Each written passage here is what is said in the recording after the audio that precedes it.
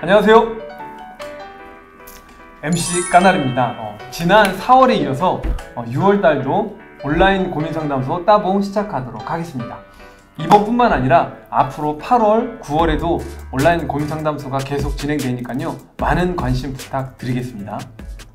그리고 특히 지난번에 방송을 했던 온라인 고민상담소 여러분들이 많이 참여를 해주셔가지고 굉장히 성황리에 잘 마쳤다는 말씀 드리고 싶고요. 진심으로 감사드리도록 하겠습니다.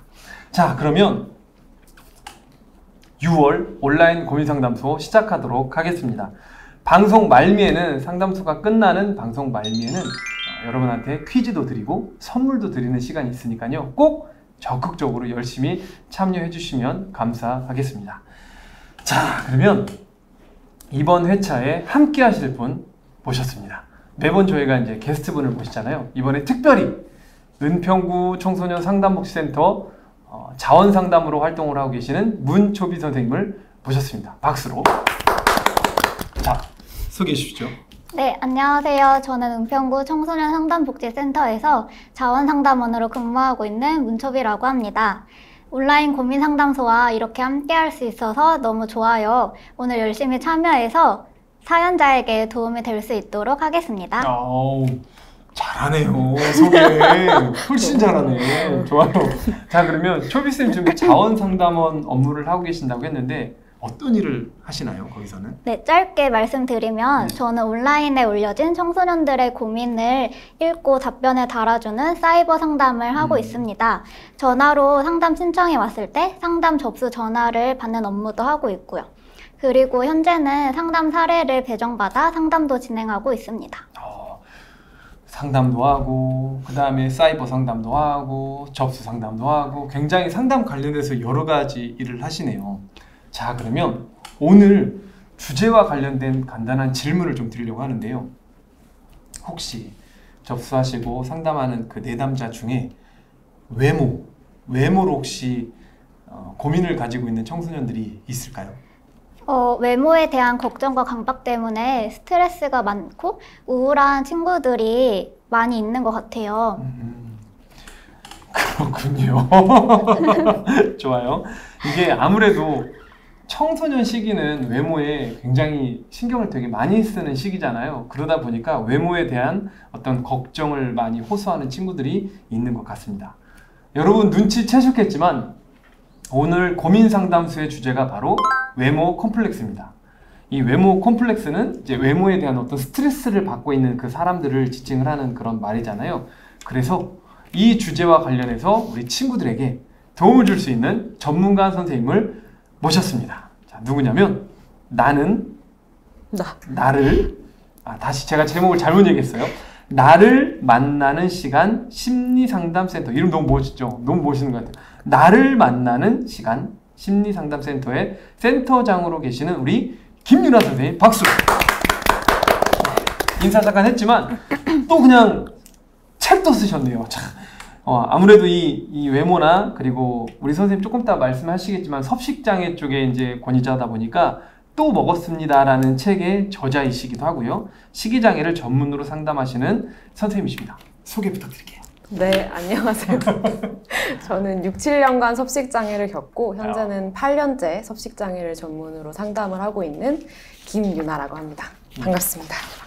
일단 너무 함께해 주셔서 감사드리고요. 예. 우리 그러면 김유나 선생님께서는 지금 제가 간단하게 이제 프로필을 말씀드렸는데 주로 이제 어떤 활동을 좀 하고 계시나요? 저는 상담도 물론이지만 이제 이렇게 집필 활동이라든지 인터뷰, 강연 같은 활동을 통해서 섭식장애와 관련된 잘못된 정보들을 좀 바로잡고 인식을 개선하기 위해서 노력 중이랍니다.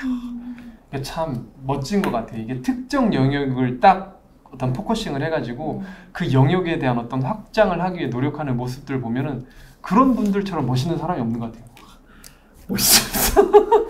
자, 그러면 귀한 분 모셨으니까 바로 온라인 고민상담소 따봉 시작하도록 하겠습니다. 그러면 우리 초비 선생님 사연을 조금 읽어주시겠습니까? 네, 그럼 한번 읽어보도록 하겠습니다. 안녕하세요. 이번 연도에 고등학생이 된 학생입니다. 제 고민은 몸무게에 너무 집착한다는 거예요. 중학교 때 같은 반 친구들한테 왕따를 당한 적이 있는데 그때 이후로 엄청 안 먹기 시작해서 10kg 정도를 뺐어요. 음식을 거의 안 먹고 두유 하나 마시고 운동을 했어요. 운동하다가 한 번은 쓰러진 적이 있는데 엄마가 제발 음식을 먹으라고 해서 닭가슴살이나 샐러드 이런 것만 조금씩 먹으면서 유산소랑 근력 운동을 했어요. 과자나 떡볶이라도 먹는 날엔 손가락을 입에 넣어서 구역질을 하고 한동안 먹고 토하는 걸 그만뒀었는데 운동하다가 발목을 다쳐서 운동도 못하게 됐어요. 운동을 못하니까 살찔까봐 불안하고 먹고 토하는 걸 또 반복하게 돼요. 전에는 조금이라도 먹는 날에 토했다면 이번에는 많이 먹고 많이 먹은 만큼 토해요. 폭식도 자주 하게 되고 강박이 더 심해지는 것 같아요. 너무 우울해요. 죽도록 먹고 죽어버릴까 이런 생각도 들고요. 고칠 수 있을까요? 도와주세요. 사연을 우리가 다 같이 들었는데 그냥 들어도 좀 안타까운 것 같아요. 그죠? 자, 우리 김윤아 선생님. 네. 어떠셨나요? 이 사연 듣고. 저는 우선 제가 겪어본 경험도 있고 또 상담을 하면서 친구들을 많이 만나는데 비슷한 이제 경험을 한 애들을 많이 만나다 보니까 좀 마음이 무거워지면서 들었던 것 같아요. 그리고 무엇보다 학생의 건강이 좀 많이 걱정이 되거든요. 그쵸. 왜냐면은 사연에서도 봤다시피 뭐 운동하다가 쓰러진 적도 있다 그러고 발목도 다친다 그러고 먹고 토하기를 반복하고 있다고 하니까 이렇게 하면 몸도 마음도 너무 많이 지칠 것 같아서 일단 걱정이 많이 되고요. 그래도 멋있다고 생각을 하는 건 이 학생이 이렇게 사연까지 올리고 고민도 얘기해주고 도움도 청하고 있다라는 거에서 너무 용기 있다라는 생각이 들거든요. 왜냐하면 섭식장애 같은 경우는 청소년기에 주로 시작이 많이 되는데 이제 짧게는 3, 4년, 길게는 진짜 수십 년까지도 걸리고 2, 30년도 걸리거든요.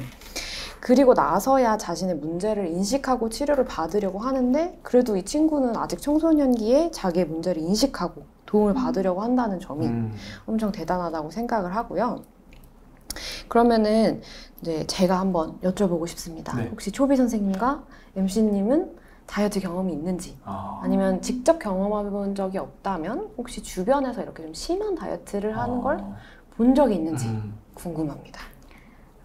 저는 다이어트로 뭔가 특별한 어려움을 겪어본 적은 없었던 것 같아요.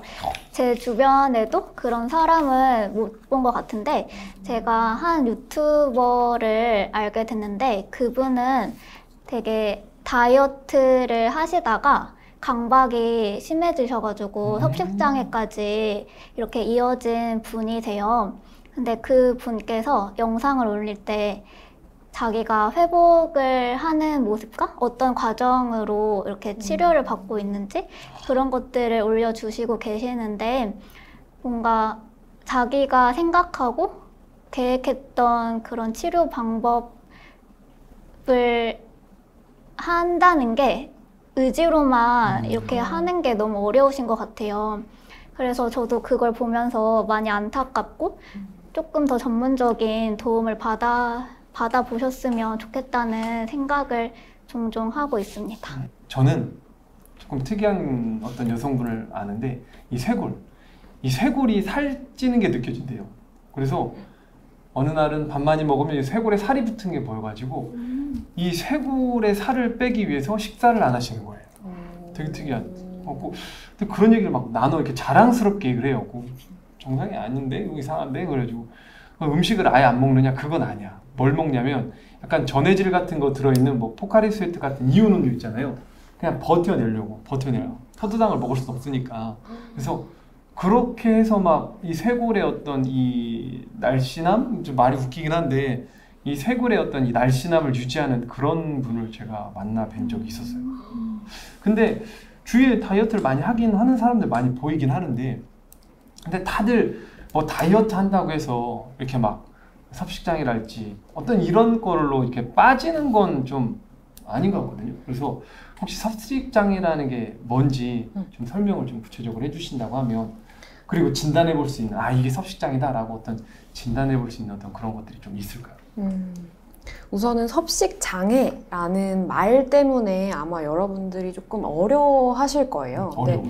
그죠? 근데 섭식이라는 말은 그냥 먹는다의 한자어거든요. 그래서 먹는 것에 심각한 문제가 있는 정신장애를 뜻해요. 근데 말해주신 것처럼 다이어트를 한다고 해서 모두가 섭식장애로 이어지는 건 아니거든요. 왜냐면은 뭐 아까 전에 뭐 여성분들 얘기도 해주셨고 뭐 유튜버 얘기도 해주셨지만 특히나 또 청소년들 같은 경우는 다이어트를 거의 대다수가 해본 경험이 있을 거거든요. 그렇죠. 근데 그런 그 다이어트 경험이 모두 섭식장애로 이어지는 건 아니고 이렇게 학생이 얘기를 좀 사연에서 해줬던 것처럼 예를 들어서 음식을 과도하게 제한하고 먹고 토하는 것과 같이 내 몸이 엄청나게 망가지는데도 불구하고 이거를 반복을 하고 최소 3개월 정도는 이걸 반복하고 있다면 이거는 섭식장애로 갈 수 있는 신호가 아닐까? 이렇게 좀 진단을 해볼 필요가 있죠. 그러면 이게 섭식장애도 뭐 여러 증상들이 있을 거잖아요. 그렇죠. 혹시 뭐 어떤 증상들이 구체적으로 좀 어떤 것들이 있을까요? 우선은 이렇게 크게 보자면 섭식장애는 음식과 다이어트에 거의 모든 에너지를 하루 24시간 쏟고 있는 그런 거라고 봐주시면 되고요. 그리고 좀 구체적으로 증상을 말씀을 드리면 먹는 걸 엄청 제한해요. 예를 들어서 아까 전에 포카리 스웨트만 먹는다고 얘기를 해주셨지만 뭐 샐러드와 같은 다이어트 음식만 먹거나 아니면은 제가 상담한 어떤 학생 같은 경우는 이틀 내리 굶어서 쓰러지는 그런 경우도 봤었고요. 그리고 먹는 거를 제한함과 동시에 보상행동이라는 걸 해요. 보상행동이 뭐냐면 먹는 거에 대해서 내가 너무 많이 먹어서 죄책감을 느껴서 이에 대한 보상으로 이에 대한 죄책감을 덜기 위해서 내가 강박적이게 운동을 한다든지 그러니까 예를 들면 막 먹고 나서 2시간 동안 사이클을 타고 나야 이제 그나마 좀 죄책감이 덜어지는 그런 것도 있고 아니면은 먹고 토하는 것도 보상행동에 해당이 되고요. 그리고 요새 보면은 틱톡이나 트위터 같은 데서 뭐 설사약이라든지 식욕억제제라든지 이뇨제를 남용하는 몰래 구입하는구나. 그죠. 대리 구매하고 이런 것도 어떻게 보면 보상행동 중에 하나라고 볼 수 있고 또 요새는 제가 이제 청소년한테 들은 말인데 소금물 챌린지라고 해서 소금물을 마시면 자동적으로 토가 나와서 그걸로 살을 뺀다 이런 식의 행동도 보여지고 있어요. 생각보다 엄청 심한 경우가 많은 것 같아요. 건강에도 무리가 갈 것 같은데 실제로는 어떤가요? 건강에 무리가 엄청나게 갈 수밖에 없죠. 왜냐하면 한창 지금 성장해야 하는 시기인데 그 시기에 제대로 된 영양분이 공급이 되지 않고 그쵸. 먹고 나서 또 토하기를 반복하고 하다 보면은 무리가 갈 수밖에 없거든요. 그쵸.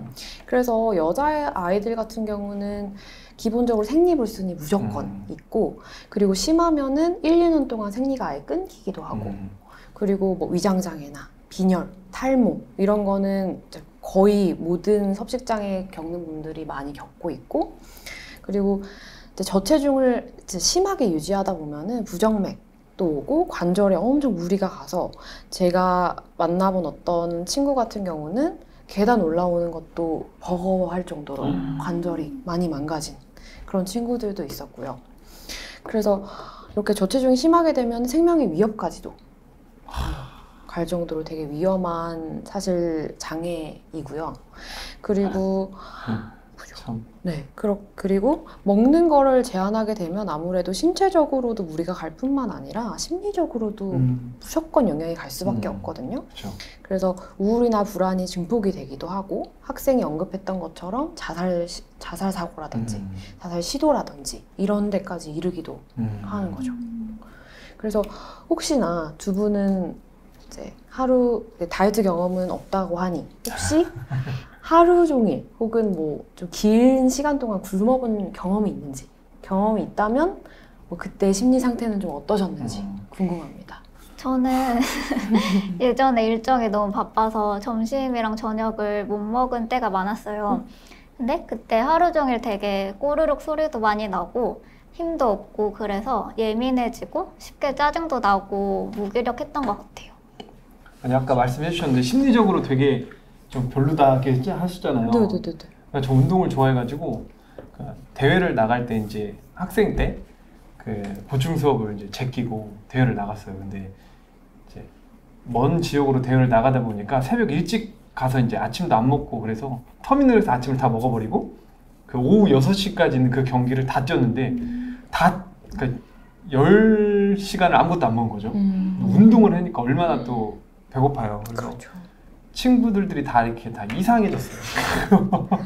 그렇게 돼요, 진짜. 네. 이게 막 이제 농구 옷이랑 뭐 농구공이랑 신발이랑 다 장비를 챙겨서 이제 가야 되잖아요. 근데 학교 가는 것처럼 했으니까 학교 가방도 있고 그 장비를 누가 드냐 근데 막 가벼운 진놈한테 줬는데 막 집어 던지고 막 이렇게 엉망진창 난폭해지고 막 그랬거든. 배고파가지고 그랬던 경험이 있습니다. 근데 이게 사실 물론 이 사연하고 관련돼서 얘기를 좀 한다고 하면은 이제 이 다이어트에 대한 어떤 집착 뭐 이런 것들 뭐 외모의 강박 이런 경우에 이제 이런 것들이 이제 사연을 준 친구만의 어떤 이야기는 아닐 거잖아요. 그렇죠. 특히나 이렇게 이제 남자들보다는 여자들 분이 더 외모에 대해서 신경을 많이 쓰시니까 그래서 이게 왜 도대체 청소년들이 왜 이 외모에 이런 거에 왜 이렇게 어찌 보면 식이장애 같은 경우, 섭식장애 같은 경우도 막 뭔가 내가 좀 정상처럼 보이게 하기 위한 어떤 그런 욕구들도 있는 거니까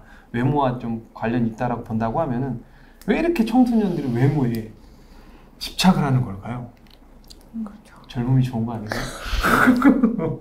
아마 그 이유는 이제 두 선생님들이 더 잘 아실 수도 있겠지만 청소년들의 경우에는 그 또래 집단이 굉장히 중요하잖아요. 그쵸. 그 안에서 소속감을 느끼고 그 또래 집단을 기준으로 삼으려고 하고 근데 그러다 보니까 그 또래 집단에서 뒤처지지 않기 위한 혹은 주목받기 위한 가장 빠른 수단이 어떻게 보면 체중이나 외모인 거예요. 확 변화가 되니까. 네. 그래서 예를 들면 이제 뭐 한약을 먹고 와가지고 애가 방학 동안 한 10kg를 확 뺐어요.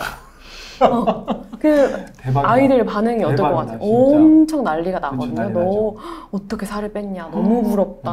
뭐 너는 왜 이렇게 예뻐졌냐? 이렇게 막 찬사를 쏟아내는 거예요. 그치. 그러면은 아무래도 그 아이는 자연스럽게 나한테 이렇게 관심을 많이 준다고? 내가 별로 눈에 띄지 않았는데 그러면은 나는 이렇게 체중을 빼야만 관심을 받을 수 있구나 라고 생각을 하거든요.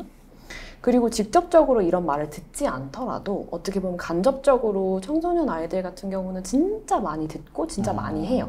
그러다 보니까 내가 체중이 적게 나가야 혹은 외모를 가꿔야만 사람들이 나를 인정해주고 관심을 받는구나 라고 느끼게 되는 거죠. 이런 약간 뭐랄까 이제 어떤 사회에서 주는 어떤 학습 그죠. 그런 어떤 것 같은데 이게 맞아요. 사실 이제 남녀노소도 그렇지만 다들 다이어트나 외모에 신경을 많이 쓰는 건 사실이긴 사실이니까. 네네. 근데 이런 어떤 이 사회적 배경, 다른 사람이 나를 보는 시선 이런 것들, 어떤 주위의 어떤 사회적인 이런 배경들이 이런 극단적인, 그러니까 섭식 장애까지 가는 어떤 주요 이런 원인이 되기도 하는 게 맞는 걸까요? 그렇죠. 왜냐하면 청소년들의 경우에는 우리 사회의 그 문화나 학습을 가장 빨리 학습하고 그쵸, 어떻게 보면 그쵸. 스펀지처럼 이렇게 쑥쑥 그렇지. 잘 스며들거든요. 그래서 이제 어떻게 보면 이 사회 문화가 굉장히 영향을 많이 받는데 근데 이제 여기서 아마 의문을 품는 분들이 좀 있을 수도 있어요. 다이어트는 사실 내 만족 때문에 하는 거 아닌가요? 이렇게 얘기를 하시는 분들도 있거든요. 그래서 저한테 종종 이제 상담을 받으러 오시는 분들한테 제가 물어봐요. 혹시 다이어트 왜 하세요? 물어보면 거의 100이면 100 저는 자기 만족 때문에 합니다. 라고 얘기를 진짜 많이 해요. 그러면은 제가 이제 다시 물어보죠. 근데 만약에 무인도에 산다고 하면은 그래도 여러분들이 이렇게까지 내 몸을 망가뜨려 가면서까지 다이어트를 할 것 같냐? 라고 하면은 사실 그때는 조금 주저하거든요. 그래서 자기 만족이 아닐 수 있다. 사회문화적인 배경이 클 수 있다. 라는 거죠. 맞아요. 그러면 솔직히 인식이네요. 주위의 인식 때문에 그냥 그럼요. 하게 되는 거네요. 네네네, 맞아요. 근데 보면 좀 그런 것도 있는 것 같아요. TV를 보면 물론 예전에도 다 마른 연예인들이 많긴 많았지만 요 근래 보면 조금 더 심해진 느낌도 있긴 있는 것 같아요.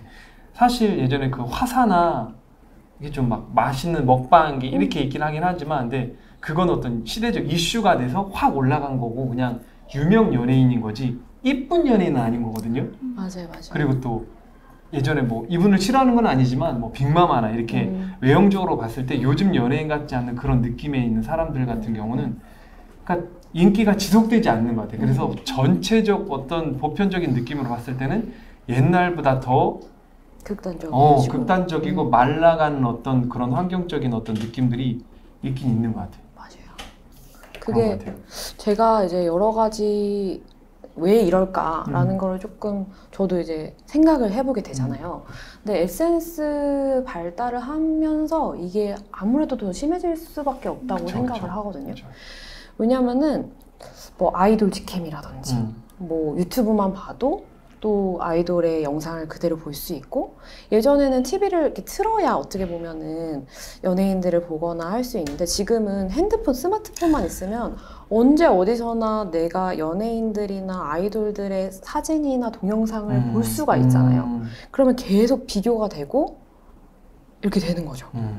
그래서 여기에 더불어서 연예인뿐만 아니라 뭐 인플루언서 같은 사람들도 있고 아니면은 우리 반의 친구 아니면 우리 옆 학교의 친구가 이런 보정된 사진, 그러니까 포토샵이 된 사진을 되게 아무렇지 않게 많이 이렇게 올려가지고 있는 걸 보고 나면은 이제 아이들은 이렇게 생각을 하는 거죠. 아, 이렇게 해야만 사랑받을 수 있구나, 이렇게 해야만 인기를 얻을 수 있구나 라고 자동적으로 학습을 하게 되는 거죠. 네, 선생님 말 맞는 것 같아요. 그러니까 인스타그램 같은 거 보면 다들 막 자기 이제 헬스 1일차 해가지고 막 사진 찍고 막 운동하고 이렇게 자세가 막 있잖아요. 맞아.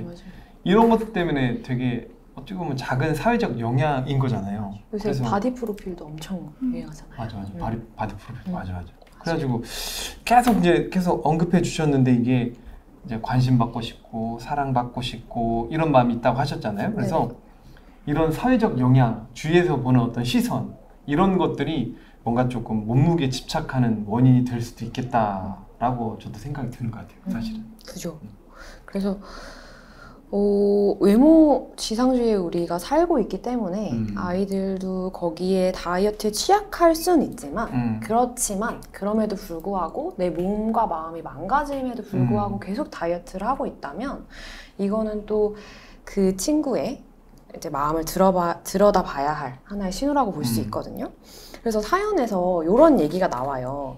중학교 때 같은 반 친구한테 왕따를 당했는데 그때 이후로 엄청나게 안 먹기 시작해서 10kg 정도를 뺐어요 라는 얘기가 나와요. 근데 얼핏 들었을 때는 왕따를 당한 거랑 체중을 감소하는 거랑 무슨 관련이 있을까라고 생각을 할 수 있을 것 같거든요. 그런데 왕따를 당했을 때 아마 학생은 내가 가장 중요하다고 생각하는 그 또래 관계에서 내가 엄청 배척당하는 느낌, 미움받는 느낌을 느꼈을 거예요. 그로 인해서 상처를 되게 많이 받았을 거고 아마 화나거나 슬프거나 속상하거나 억울한 여러 가지 감정을 느꼈을 텐데 아마 이거를 제대로 들여다볼 기회나 여건이 이제 되지 않았겠죠? 그러면은 이 해소되지 못한 이 분노와 슬픔이 다이어트로 향했던 것 같아요. 이게 왜 그러냐면 다이어트는 마치 공부랑도 좀 비슷한데 내가 혼자 할 수 있으면서도 어떤 목표에 달성하고 나면 사람들의 찬사나 칭찬이 막 쏟아져요. 그러니까 가만히 있어도 사람들이 나한테 관심을 막 주는 거잖아요. 그러면은 나는 날씬해야만 사랑받을 수 있나 보다. 내가 미움받지 않으려면 다이어트를 해야 되나 보다. 이렇게 이 메커니즘으로 가는 거죠. 심리 상태가. 그래서 미친 듯이 다이어트에 이 학생처럼 빠지게 되는 거예요. 그래서 사람은 어떻게 보면 누구나 사랑받고 싶고 미움받기 싫고 이거는 본능적인 내 심리거든요. 근데 내 몸이 그러니까 어떻게 보면은 내 몸이 망가짐에도 불구하고 내가 이 다이어트를 놓지 못하는 거는 사실 저렇게 유난스럽게 다이어트를 왜 저렇게까지 해? 라고 비난할 행동이 아니라 어떻게 보면은 얼마나 힘들었으면 제가 저렇게까지 힘든데도 불구하고 저걸 놓지 못하냐에 좀 더 포커스를 두고 어떻게 보면 위로를 받아야 되는 그런 마음인 거죠. 그러니까 다이어트 하는 친구들 보면은 겉모습의 화려함에 우리가 다 몰입이 돼가지고 야, 너 잘 뺐다 이러는 순간 그 마음에 있는 상처들은 우리가 이제 못 보게 되는 거죠. 이제 맞아요. 얘가 어떤 힘듦이 있어서 이렇게까지 하나. 만약에 즐거운 마음으로 활동을 하면서 다이어트를 한다고 하면 상관없는데 맞아요. 뺐는데 이제 뭔가 결과 중심적으로 얘기했더니 그때만 좋아하거나 그러면 좀 문제가 될 수 있겠네요. 듣고 보니까 이 사연자도 굉장히 되게 처절할 것 같은 친구 관계 때문에 빼고 조금 막 이런 얘기하는데 사실 아까 소개할 때 우리 김윤아 선생님께서 그 다이어트를 해본 경험이 있는 것처럼 섭식장애 6, 7년 얘기를 하셨는데 혹시 선생님도 약간 비슷한 상황이 있어서 어때 시작을 하신 거였을까요? 저도 고등학교 무렵에 이제 무리한 다이어트를 시작을 했는데 그때의 마음을 좀 되돌아보면 저도 그 또래 관계에서 좀 버거움과 어려움을 많이 느꼈던 것 같아요. 왜냐면은 앞에서는 되게 좋은 것처럼 있다가 뒤에 가면은 험담하고 이간질하고 질투하고 이런 것들에 너무 막 머리가 지끈지끈거리고 너무 힘들고 이제 그러던 와중에 이제 학교 선생님들과 또 트러블이 있다 보니까 아예 단절한 거죠. 나는 그냥 혼자 살겠다. 이렇게 마음의 눈을 확 닫아버리고 동굴 속으로 확 들어가면서 근데 그때 선택을 한 게 공부랑 다이어트거든요. 그러니까 제가 아마 본능적으로 그걸 알았던 것 같아요. 공부랑 다이어트는 혼자 하면서도 인정받을 수 있고 왜냐면은 사랑받고 싶은 거는 본능이라고 했잖아요. 그것도. 그러니까 그건 놓고 싶지는 또 않은 거죠. 그러니까 사랑은 받고 싶지만 혼자 하고 싶어. 이게 양립하는 게 다이어트랑 공부였던 거예요. 그런데 처음에는 다이어트가 당연히 잘 되는 것처럼 보였는데 결국 무리한 다이어트는 내 몸에 맞지 않기 때문에 실패로 이어질 수밖에 없거든요. 그래서 사연을 보내준 학생처럼 절식의 반작용으로 폭식도 하고 또 죄책감을 이제 덜어내기 위해서 설사약을 먹기도 하고 운동을 좀 심하게 하기도 하고 이런 시간을 6, 7년간 저도 보냈었죠. 그러면 되게 사연자랑 좀 공감이 되는 부분도 꽤 많이 있을 것 같은데. 그럼요. 그죠? 네, 많이 그러면 이제부터 이제 모신 이유가 이제 이런 거죠. 이제 솔루션.